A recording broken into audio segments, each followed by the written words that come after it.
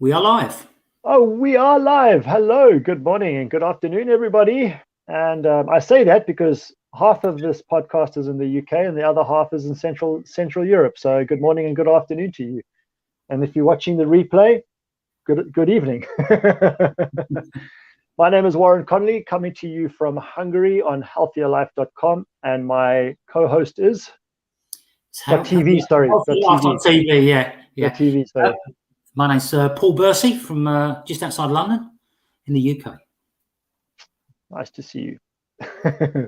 I'll just give the subject of today's. I was just about to do that.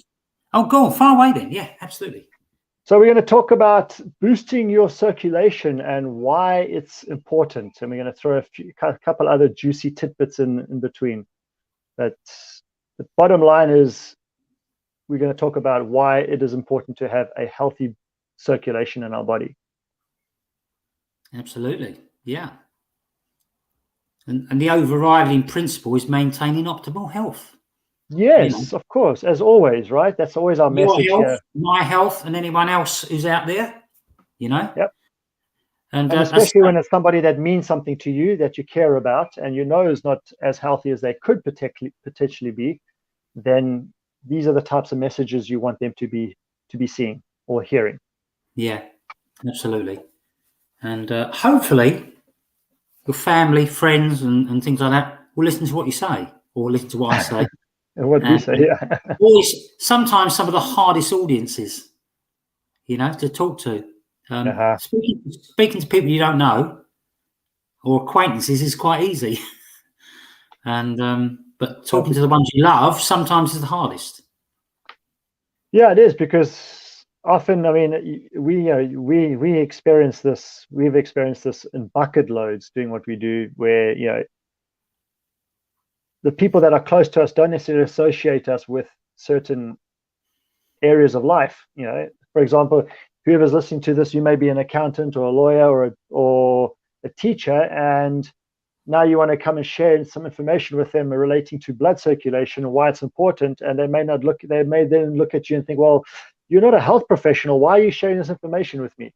And the flip side could be the case as well. So it's and then when you're dealing with a complete stranger, it's much easier to accept their word, because you have no prejudging history with them. So this is why it's important that you share our message with the people that you care about, because we have no history with them. So share this with them, please. Yeah, I'd argue and say that we are health professionals. Now, we are health professionals. We're not doctors, but we are health professionals in our own way. Yes, we are, definitely. So, so proper circulation. What does it do? Well, how does it help us? Warren, give us a clue as to what it can do to help us, because we've got to have it, because we won't be living without it. Well, I mean, how it helps us is it helps to increase blood flow and oxygen through our bodies. And if you know anything about the body and the brain, it's more than 70% of it is made up of water. All right, H2O, good old H2O. And if you're improving your blood flow and oxygen intake through the body, then that's going to enrich your body through the water, and water has memory. So that's a different subject altogether. And this helps with our health in the long run. Overall, that's one of the benefits behind it. Overall, in a nutshell, that's pretty much what it is and why it's good. Yeah, and obviously it's continuous, 24/7. Yes. Okay. Don't take the plug out when you go to sleep. It carries on. Obviously there's a certain amount of regeneration that goes on when you're asleep, but everything goes on just the same. And of course, then you've got to think about all the different organs you've got in your body. Yes. Okay. And that's the reason for the circulation, because it obviously takes nutrients to all those things, and all the electrolytes and everything else that you need for your body to function.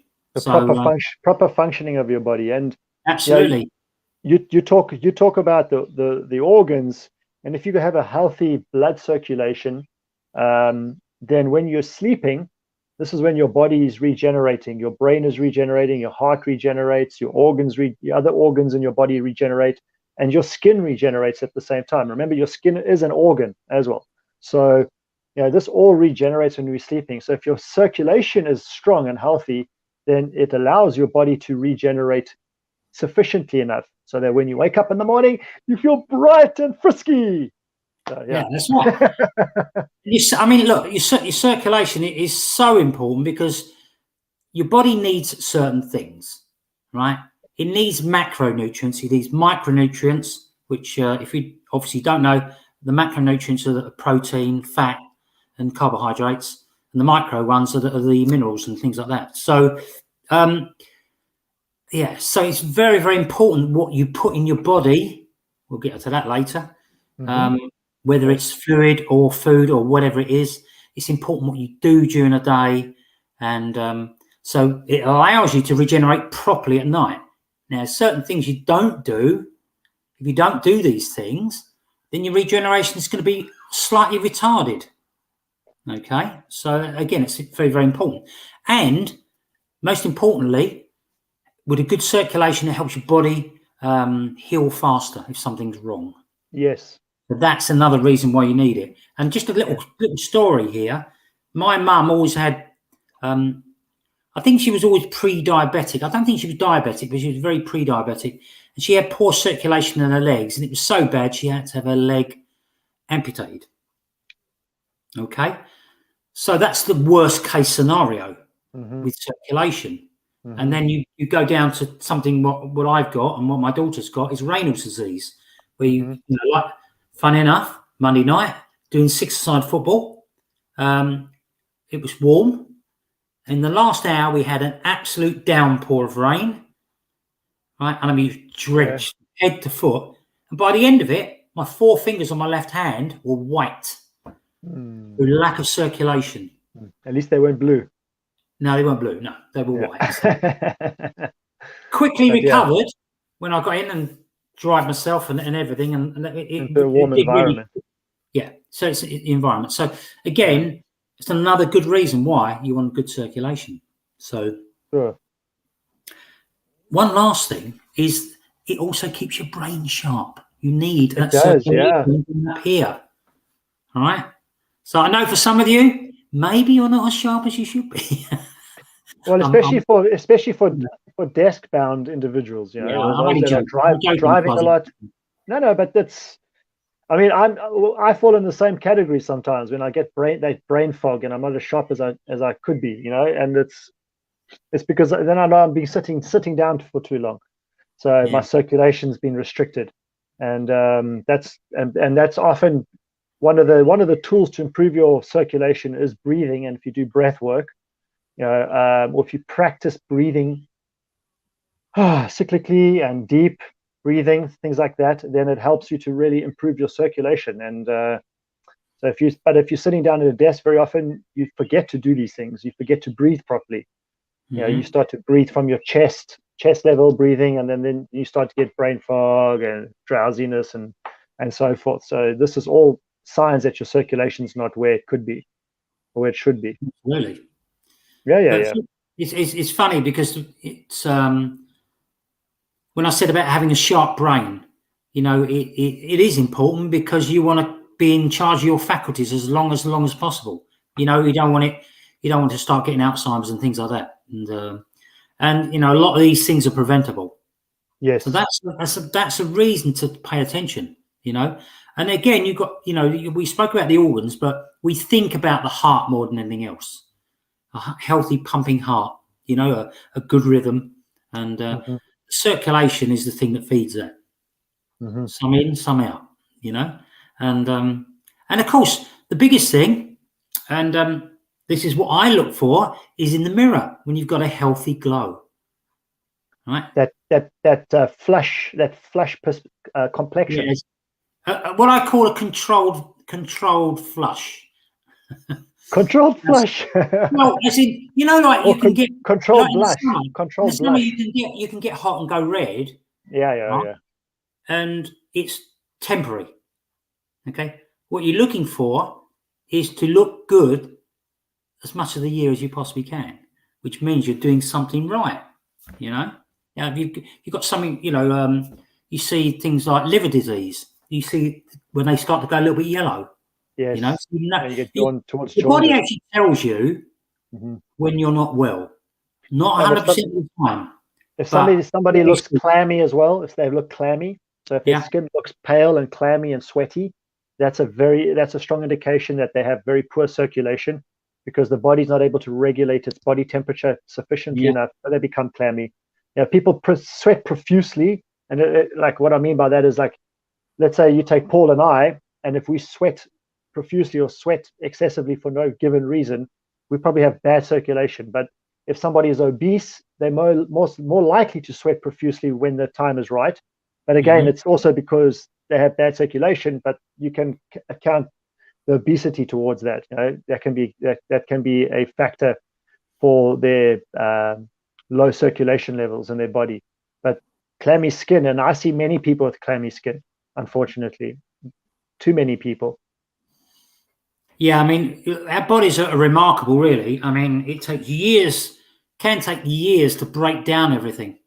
Yeah. And I mean, things going kaput, However, depends on your lifestyle. Sure. One of the great things about circulation is it sorts the immune system out. It's the thing that makes it work, right? And everything, the good nutrients going, the water going, and all this type of thing. Oxygen. So, yeah, absolutely, and all that, and it's all carried by the cells and basically into the bloodstream and takes it everywhere in the body. And the big thing is it helps fight infection. Well, that maintains healthy cell division, doesn't it? So absolutely, yeah, and that's one of our favorite things. Yeah, it is. So if you don't have healthy cell division, this is when cancers start to creep in. And on that note, you look at certain professions, if you will, like cyclists. You'll see quite a few cases these days with cyclists that have prostate cancer, and many men are developing more and more so. They're developing prostate cancer. Reason being is because there's lack of circulation down there, in those nether regions, in your crutch, in your hip area, and that's because people are sitting down too much. And even cyclists, they're in that seated position a lot of pressure. I sometimes, if I'm sitting down, I get numbness in my groin area, especially around my testes and things like that. I might get some numbness. Then I know I've been sitting in a certain position that's not good, and I've got to get up and move around a little bit.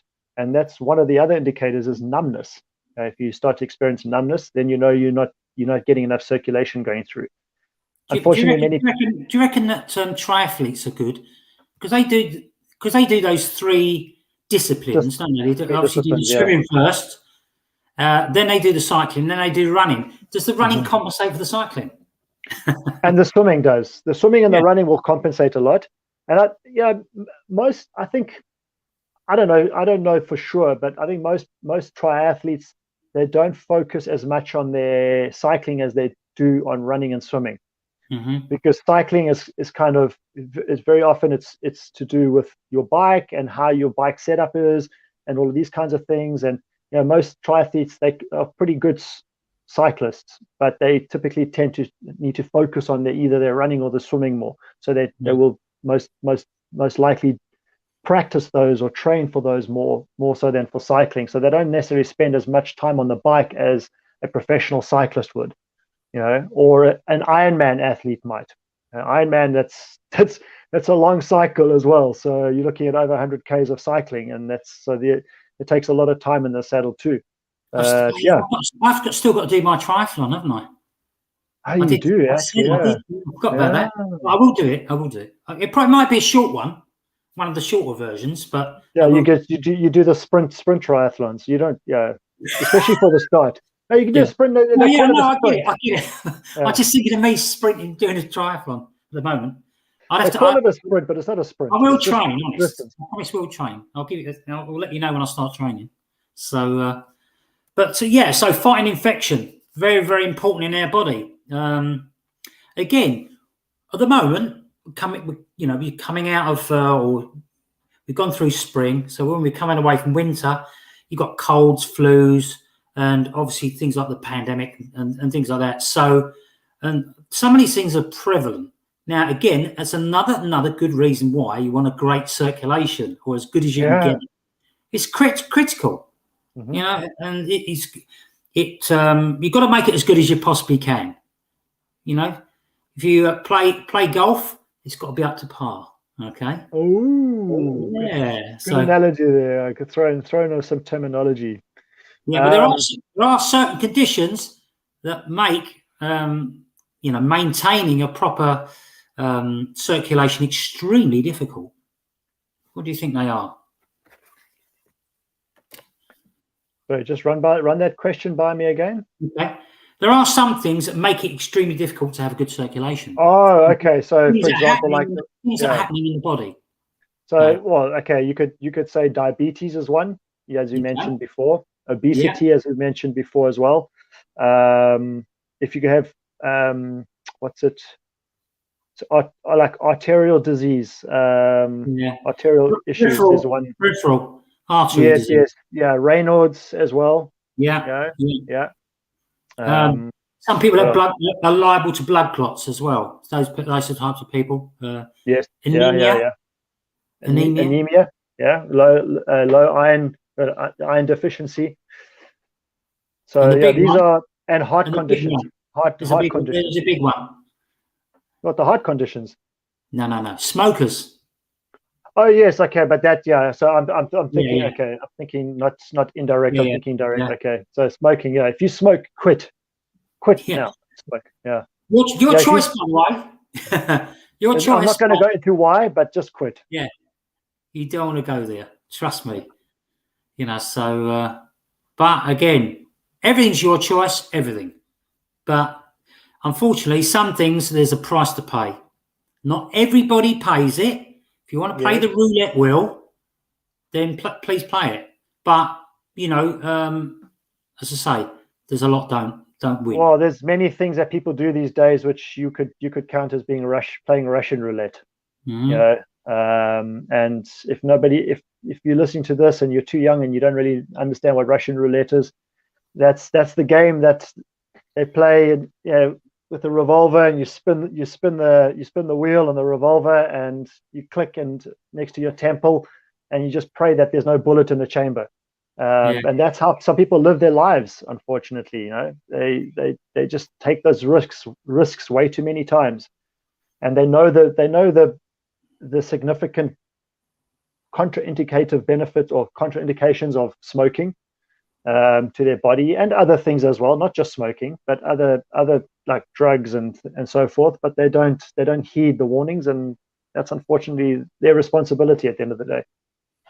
But if you're drinking alcohol, I'd say, okay, cut back on alcohol. Okay, if you can, quit it, but cut back on alcohol, because alcohol is not necessarily going to kill you directly, but smoking has a much higher strike rate in terms of killing you.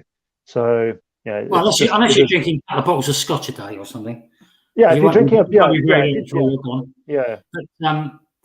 But obviously there are other things like jumping out of a plane and the parachute not working, and that will really muck up your circulation.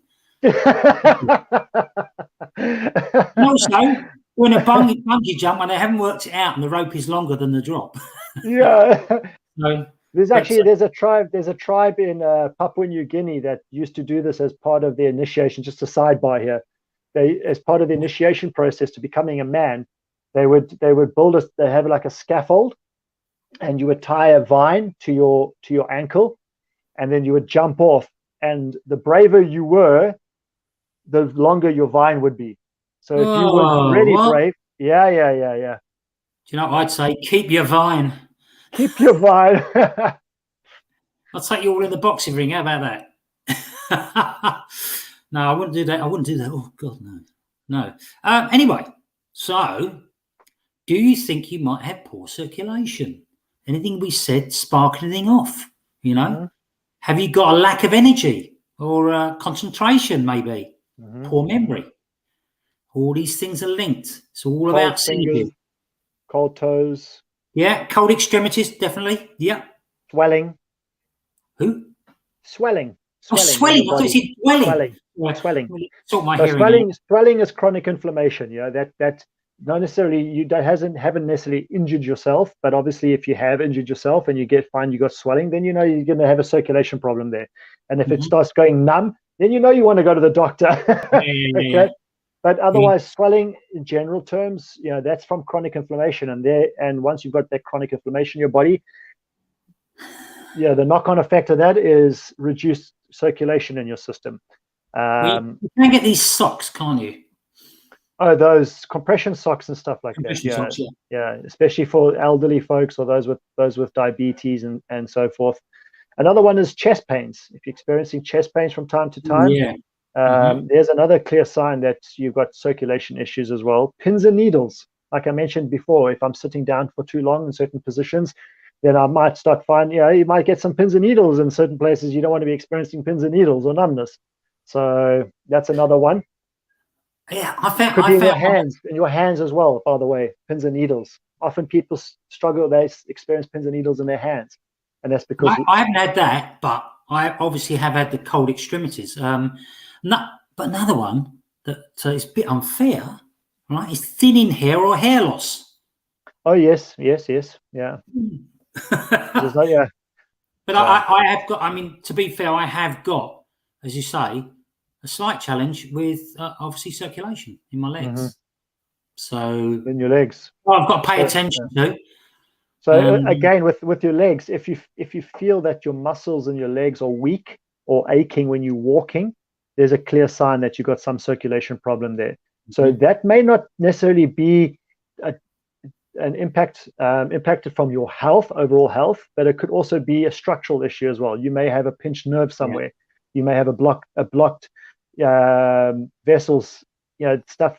Things are not working correctly because maybe your hips out of alignment or your back is out of alignment or something like that. So that could be a reason why you're experiencing weakness or muscle pains in your legs. But if you want to get it checked out in any case. Yeah. Do you think that people should go to someone like an osteopath once a year just to be checked out? Why not? Why not? If you have access to someone like, you sit down in a chair and they talk to you, so they wouldn't see that, would they? No, I would say go to like a biokineticist, or what's the word that they use in Europe? There's a different term that they use, because biokineticist is a South African. That's where they originate from. Right. The profession originally comes from South Africa, but in Europe they use kinesiologist, or what is it? No, not kinesiologist. Just 1 second. 1 second. I'm going to go find here. 1 second. All right. And just while you're doing that, obviously, if you've got if you've got erectile dysfunction, that can be a circulation problem, as we know, but it could be the sign of something more important. That's really important, but something more serious. So it's very, very important. It's a biokineticist is basically like a scientific exercise specialist. Yeah. And most of the time people go to biokineticists when they've had an injury. But if you have access to somebody that is in that profession, if you can, go have a checkup every once in a while. Just let them have a look at your structure at the very least, and they'll be able to tell you very quickly what you can do to change. Because these, it's the same with inflammation in your body, or anything. Over time, it eventually, like you say, Paul, over time, it starts to have an impact on your body, and you may not notice it in the beginning, but over time, after a while, you'll start to notice deficiencies in certain areas of your abilities to do things, or the different signs for lack of circulation.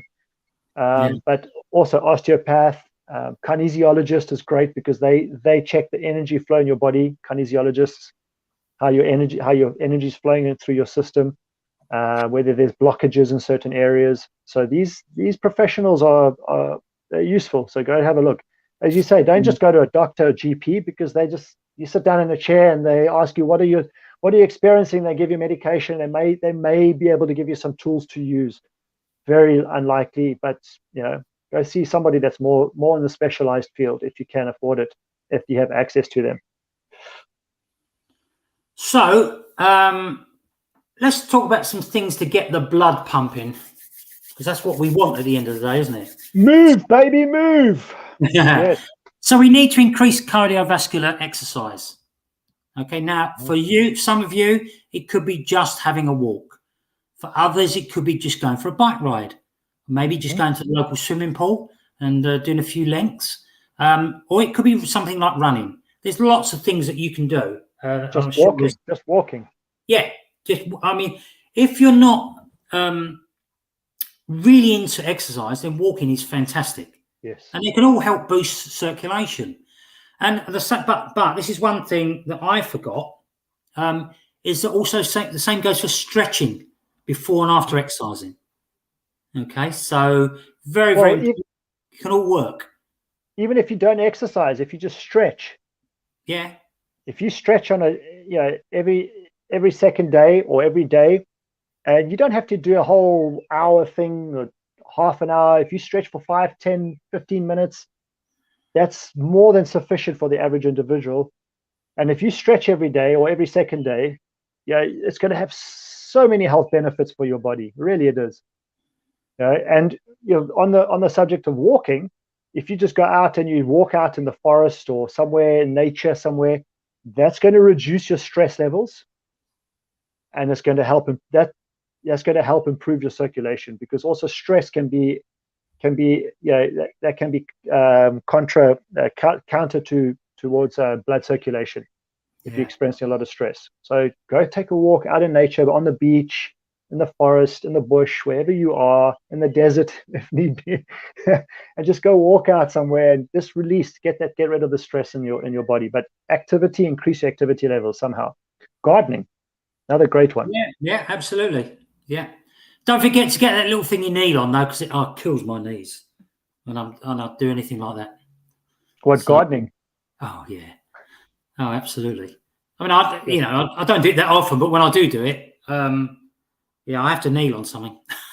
Yeah, so just get a roll up a mat or a towel or a cushion or something, and just use it to kneel on, so that it keeps the pressure off your knees. Yeah, there's many people struggle with that. Another one is in terms of activities is massages, like we mentioned. Yeah, we touched on that. Yeah, and also for a great exercise for circulation is a qigong exercise. Okay, so it's when you're tapping like this, you're tapping up and down like this, just on your arms, on your legs, on your small of your back. You just tap on your glutes, your hips areas. You just tap up and down. You can either tap at the back of the neck. Why the back of the neck, Paul? Vagus nerve. Vagus nerve. And that promotes nitric oxide being flushed through your system, right? Yeah. And nitric oxide is such a key component. It's for keeping your blood circulation going. So just doing these tapping exercises like this. It improves basically the gut-brain axis and all that. So it's again, they say your gut's your second brain, and that's where 70% of all your immune system is. Yes. So again, very, very important. So just a couple of things. We spoke about smoking earlier. Just why? What does smoking do? Well, it basically inhibits blood flow, right? And that's not a good thing. It also destroys blood vessel walls, which again, obviously there's not, you're not going to get good blood flow. And of course, what it does, it causes plaque to accumulate in the veins. So that's all I want to say about that, about smoking. Again, it's your choice. So because your body becomes mineral deficient when you smoke. Yeah. Okay. As I mentioned to you before on one of the other podcasts, cigarettes have cyanide in them. Cigarettes have, I don't know about tobacco, but cigarettes have cyanide, like minute amounts. And amongst the other chemicals that are inside there, your body is deficient of nutrients as a result of smoking cigarettes. So therefore your immune system is compromised, and as a result your blood flow is going to your blood flow is not going to be working properly, and your immune system is just going to slowly get decreased over time. Yeah.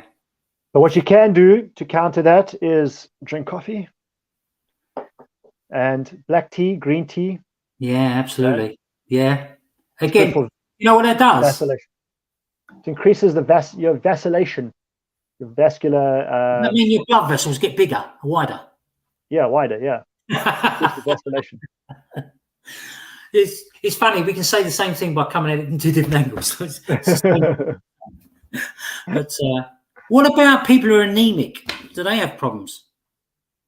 Yeah, they do. There's not enough iron flowing through their body. Absolutely. Yeah. Yeah, it's about oxygen in the blood. Mm-hmm. Mm-hmm. Yeah. For me, it's the other way around. I had too you much. get too much. Yeah. Which can have Anybody needs, go visit Paul. Yeah, yeah, that's right. Well, Also- now also- I found something when I was doing my research, and that's dry brushing of your body. Do you know anything about that? Yes. So what it does is it stimulates the nerve endings of your skin, and your blood vessels, everything are impacted. So that helps with flow of oxygen and blood and that through your system as well. This is similar to this tapping technique. Yeah, Similar dry brushing. Well, a word of warning though: make sure it's a soft bristle brush. Yeah, or one of those exfoliation. Well, I suppose unless you're into hitting yourself and damaging yourself like some people are. Just get those exfoliation pads that you can put over the palm of your hand like a glove kind of thing, and you can just slightly brush over your skin like that, and it cleans your skin as well at the same time. So it gets rid of those dead blood cells. And speaking of dead blood cells, if you've got calluses that are forming on the heels of your feet, there's a sign of low blood pressure, ladies. Yeah. Anyway, also with that dry brushing, obviously you should do upwards and probably start at the feet and work towards the heart. Okay, so there's a reason for it. It's for flushing. Yeah, flushing. What about, you mentioned decreasing stress? How important is that? How is it really important? Or is it just an enjoyment? I know. I love meditating and doing things like that, but it's imperative, because if you think about what stress actually does to your body, just in terms of your blood pressure, so therefore, everything is constricted. So your blood pressure increases when you're stressed out, and so that means that your heart's having to work harder to push blood through the vessels. And then you're not able to focus correctly on things. You get brain fogginess, or you get headaches. So stress is a major impactor on our health overall, and therefore, if you can keep your stress levels down, knowing that it's going to help your blood circulation, knowing that will help your organs to function properly, and why not? It's just a knock-on effect that benefits you in all aspects of your life at the end of the day. Absolutely. And one of our favorites, Warren, is including more omega-3 fatty acids in your diet. Yes, indeed. Things, fish like tuna, salmon, sardines, little pelagic fish, and it helps improve blood flow, heart health, brain health. function. Yeah, it's all impacted by all. It's all either impacting your blood circulation, or it's impacted by your blood circulation. Yeah, and that's what omega-3 helps with. You mentioned earlier about swelling, okay? And I was talking about wearing compression socks. Yeah. One thing we forgot to mention was the fact that you need to elevate your legs. So if you do the two things at once, wear these compression socks and elevate your legs, and do it every day for a short period of time, maybe, I don't know, half an hour, it will help reduce those swellings. And it's great. It's great for ladies that are pregnant. If you're going to elevate your legs, and you want to sit and just not necessarily think about time, then just sit at a slight elevation. But if you really want to have a good impact by elevating your legs, then that's when you lie down on the floor, for example, and you prop your legs up against a wall. But then you're not going to be doing that for too long, because like I've done it for maybe at the most half an hour, and by then you start to feel pins and needles in your feet and your legs, because the blood's not able to get. Yeah, but it's a great way to flush out any toxins, buildup of what's the word I'm looking for? Lactic acid? Lactic acid. Thank you. Exactly. That's what I was looking for. So buildup of lactic acid, these kinds of things. It's a great way to then flush all of that out from your legs. Just think about it. No matter what, whether you're sitting or walking or running or cycling or swimming, your legs take up there's a lot of need that needs to go through. You get nutrients and blood and oxygen that needs to go into your legs because that's a big part of your body, and you use them a lot, in everyday life. So if you can just prop them up every once in a while, that's a great tool or great exercise. Yeah, and it's great for diabetes as well. Sure. So, yeah. And Warren's given you permission to relax after a long day of work, because especially if you stand on your feet all day long. Some people do, So I've seen trainers that have become almost debilitated because of standing on their legs all day long. Over years, it builds up, and they're on their legs all day long, and then it's eventually after time, they can't move properly. That's right, because it's like a healthy diet. You've got to have variety, and the same goes if you're standing on your feet all day. You've got to be doing different things, because otherwise your legs, I suppose, if you're standing all day, they become a bit. It's sort of a form of atrophying. Yes. Yeah. So that's what you need to do, different things. And that's why I love things like triathlons, because you're using everything. And not that I've done them, of course, but I will be. You're getting there. Yeah, absolutely. So, the other things we have to look out for. We've had you mention about high blood pressure. Basically, it's the blood pushing against the vessel walls with tremendous strength, and over time it will weaken them. So it makes the blood harder to move through the veins and everything. And then you get varicose veins or bulging veins, and or worse, you get deep vein thrombosis. So, where you get a blood clot in your leg, and again, this really will reduce blood flow. So again, there's more and more cases of people experiencing that with flying. And I think it's also, again, because people are not moving enough, so then they climb into an airplane on a regular basis, and boom, it happens. It strikes. Yeah, absolutely. So, there's lot. At the end of the day, there's lots that you can do, and we could go on forever and a day. But you mentioned it right at the start, and I'm going to mention it again because it's really important, and that is people who are obese. Right? You have multiple things that can go wrong. It's not just one thing. You could have high cholesterol, you could have high blood pressure, diabetes, you could have heart problems, because what's happening is it slows down your blood flow. And everything else that goes with it. There's all big knock-on effects when you don't do certain things that you should be doing. Various forms of dementia. Yeah. Because at the end of the day, many people. Okay, some people, it's not necessarily their fault as per se. Some people are it's a real health condition that they become obese. Yeah. It's not necessarily due to bad lifestyle habits, but the vast majority of people that are obese, and what constitutes being obese these days is different to what it used to be like 20, 30 years ago. In terms of what your body structure looks like. Okay. But most people that are obese, their diet is very bad and they're high in sugars. And, that's going to lead to could lead to some form of dementia, whether it's Alzheimer's, Parkinson's disease, or something like that, or what's the other one? Anyway, it doesn't matter. But I get, you get what I mean. I'm trust.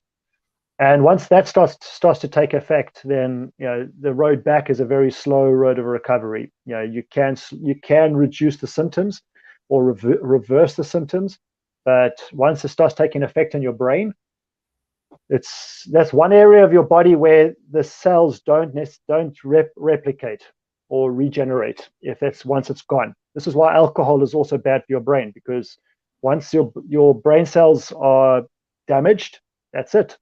They're not coming back. And alcohol can do that to you.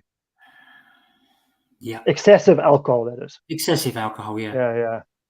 As I said before, the body's a magnificent piece of kit. Mm-hmm. However, people of varying degrees don't look after it. For whatever reason. And some people get away with it a lot of the time, but a lot of people don't. So you really have to think for yourself first. And so who does poor circulation affect? Well, mainly people don't look after themselves, but definitely people who are older than 40.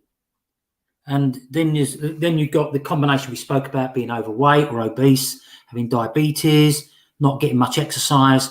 And these people are more likely to have poor circulation. But that doesn't let anybody off the hook, because you have to pay attention and know exactly where you are.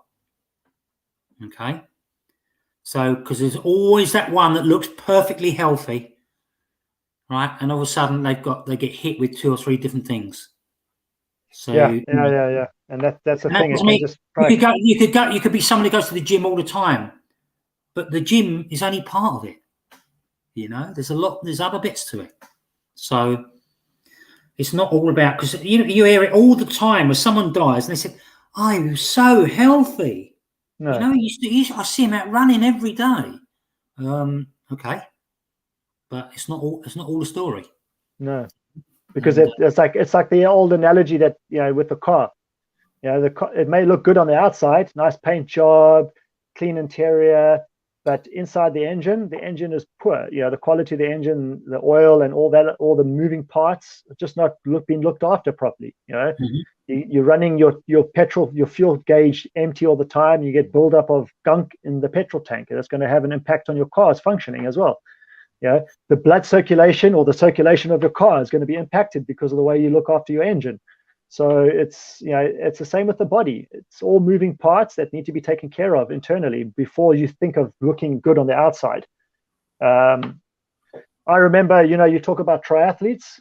I remember there was a guy that was at school with me, and just a couple of years after we came out of school, this guy was a triathlete. He was in the gym where I used to train, doing just bench press one day, and he's a triathlete, so he's not pushing heavy, okay, just doing some strength training, doing bench press, had a heart attack there and then, dead. They couldn't revive him.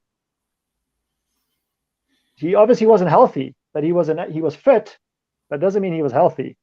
And you need to look after the inside. And in saying that, I'm going to wrap up here, but I'm going to just finish off with some foods that we could start to implement into our daily lifestyle habits, because that's it at the end of the day, folks. It's about your lifestyle habits. What habits do you incorporate into your life on a daily basis? Not whenever you feel ill or whenever you feel pain or whenever you feel low in energy, every day.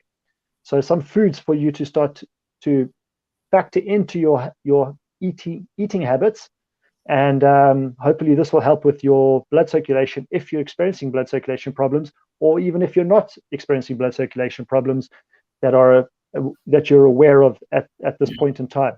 So first thing, cayenne pepper.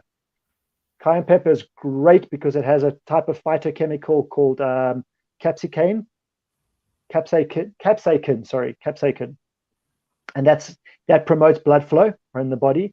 Pomegranates, because it has a polyphenol antioxidant, which, by the way, we know of a very, very, very powerful product that has a very strong polyphenol component to it as well, all right, which makes it work. And that's our balance oil. Onions, because of flavonoids, all right, so it benefits the health. Cinnamon, it helps with relaxing the blood vessels and reduces your blood pressure. Garlic, which has been known for many years for help improving circulation. Fatty fish, again, we mentioned it before, things like salmon, mackerel, sardines, pilchards. Beets, like your beetroots, because they're high in nitrates, which is then converted into nitric oxide, which we've mentioned, which helps with blood circulation, all right, and blood flow to the muscle tissues. Turmeric, leafy greens, citrus fruits, walnuts, tomatoes, berries, and ginger. Okay, I'm off to the supermarket then. And I'm going to leave it at that. All right. I think I've at least exhausted what I think is relative to say on the subject. So maybe you can wrap it up a little bit more, Paul. Not really. No, I'm gonna leave it there because, as I say, we've been on going. We're in our 46th minute at the moment, and sometimes it's very hard to listen for 45 minutes. It's easy to talk, but it's harder to listen. So, we're gonna make a move. If you've got any questions about what we've spoken about today, you want us to research anything, we're quite happy to do that. If you like what you listen to, please share it. Rather than if you're on something like Facebook, please show the love. The likes they don't, pay attention to, but they do like the loves. They do like comments, and we will comment back to you. So if you're on a podcast, then give us a thumbs up, whatever it is for that particular channel that you're on, and that's it really. So with that, we're gonna be going, and have a great week, everyone. And especially healthy wise, and hopefully you might have picked up one thing, that helps you. So with that, we're off. Bye, everyone. Off to the races. See you next week. Have a fantastic, healthy week. Absolutely. See you next week. Cheers.